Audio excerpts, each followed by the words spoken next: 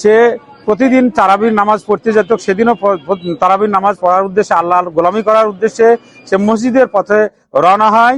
কিন্তু কে বা কারা একজন দুষ্কৃতিকারীরা তাকে নির্মম এবং নির্যাতিত ভাবে, নিষ্পেষিত ভাবে, যন্ত্রণাদায়ক শাস্তি মানে পরিস্থিতিতে তাকে মৃত্যুবরণ করতে হয় এবং তাকে হত্যা করা হয়।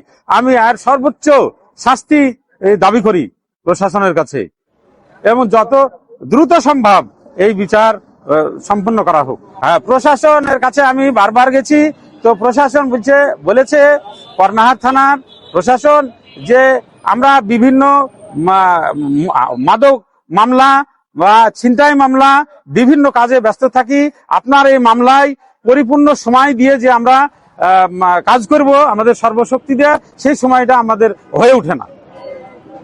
আর এতে আমি হতাশ অবশ্যই।